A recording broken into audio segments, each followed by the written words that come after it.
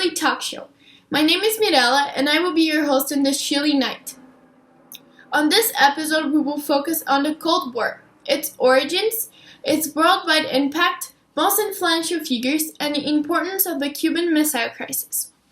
By the spring of 1945, the alliance between the United States and the Soviet Union was disintegrating, as these countries sacrificed cooperation for their own national interests. Its name, Cold War, is due to the fact that there never was a direct clash of firearms. The war was a confrontation between democracy and capitalism versus communism and one-party rule. This rivalry lasted 4 decades, and its impact were felt all around the world. Both the USSR and the US intervened in other countries' affairs, either claiming to stop or seeking to spread their ideologies. The Cold War started in Europe, but branched out to include Asia, the Middle East, Latin America, and in fact, almost every part of the globe. The planet was divided into 3 worlds: capitalism and democratic forms of government, which were led by the US and Western Europe. The second being the Soviet Union and its satellite nations, and the third being all the nations left who were forced to pick out their sides. Korea and Vietnam were particularly damaged by the war that broke out in both countries as a result of the rivalry. Now stay tuned to Fabita's interview with Harry Truman and Stalin. Our first guest tonight was the 33rd President of the United States. He launched the Truman Doctrine in the same way he launched 2 nuclear weapons in Japan. Ladies and gentlemen, you might confuse him with Harry Potter, but here it is, Harry Truman. So, do you think the Paris Peace Treaties and the Potsdam Conference contribute to the rivalry of Russia and the US, even though they were allies during the war? I believe that the Allies were obviously feeling sore considering the atrocities of war, and also were developing really fast, mostly the Soviet Union and the US, that were becoming huge world potencies, and that had a colossal impact in the first treaties of war in 1945, including the Paris Peace Treaties and the Potsdam Conference. Those factors had a huge importance in our country's needs to beneficiate ourselves, considering the division of Germany and other measures. Tell me a little bit more about your doctrine and the Marshall Plan. So, my doctrine aimed to help the free people who were resisting to the outside pressure. It was also known as the containment policy, as we tried to prevent the expansion of Soviet influence. The Marshall Plan offered help to reconstruct Western Europe and its economy through cooperation and capitalism. Thank you very much for the interview. You are more than welcome. Let's move on. Our next guest tonight is someone incredibly special to all the Russians out there. With no more than 5'4" and a powerful mustache, he has been a notorious communist leader and one of the head figures of the Russian Revolution. In his 30-year dictatorship, he has ordered 20 million deaths among his people and put his country under war several times. Give it up for the beloved Joseph Stalin. Hey man, how are you? I'm alright.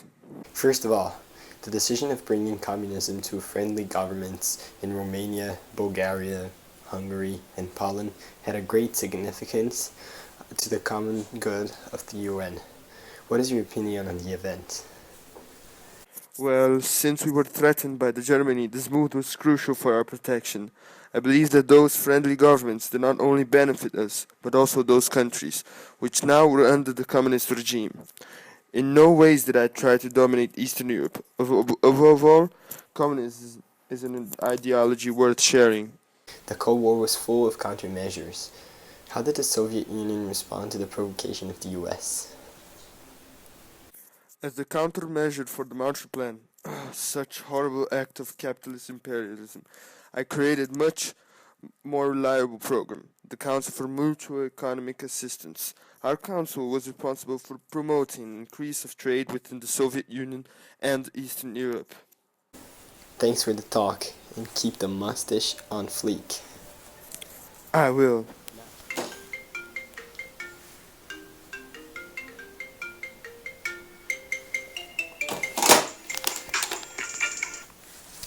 Hi.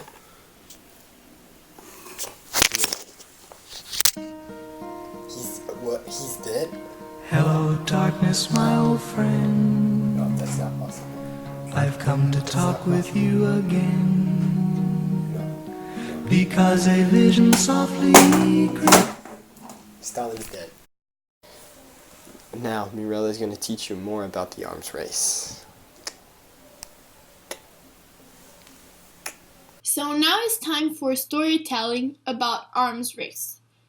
Once upon a time, during the Cold War, people had a constant fear of the arms race between the Soviet Union and the United States because of the proliferation of nuclear weapons.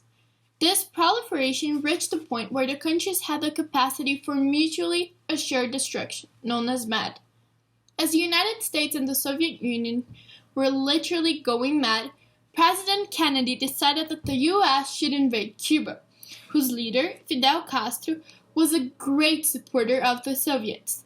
The CIA gathered, trained, and armed the anti-Castro Cubans, who took over the Bay of Pigs. After 3 days, the invasion force had been destroyed. The U.S. leaders learned that the Soviet technicians were assembling launch sites for nuclear missiles on Cuba. Consequently, Kennedy sent an ultimatum to the Soviet leaders for them to take all the missiles from Cuba and stop the arrival of additional nuclear armaments. After 2 weeks of uncertainty, the Soviet government realized the possible nuclear war and agreed to the U.S. demands. In return, Soviet Premier Nikita Khrushchev ordered an open pledge from Kennedy to end his attempt to overthrow Castro's regime and remove U.S. missiles from Turkey. And this was the end of what almost caused a nuclear war. Thank you for the update in the story. With Stalin's death, the Soviet Union and other communist nations went through a process of destabilization, where leaders started to question Stalin's method of rule. Following that process came Perestroika and Glasnost, where the USSR opened their economy and politics. The Soviet Union insisted on a peaceful coexistence and recognized that nuclear war would lead to annihilation and not victory. By the 60s, both the United States and the Soviet Union agreed on the policy of detente by reducing the hostility, trying to cool down competition and the arms race. And that's all, folks. Thank you for making us company on this chilly night. See you next time.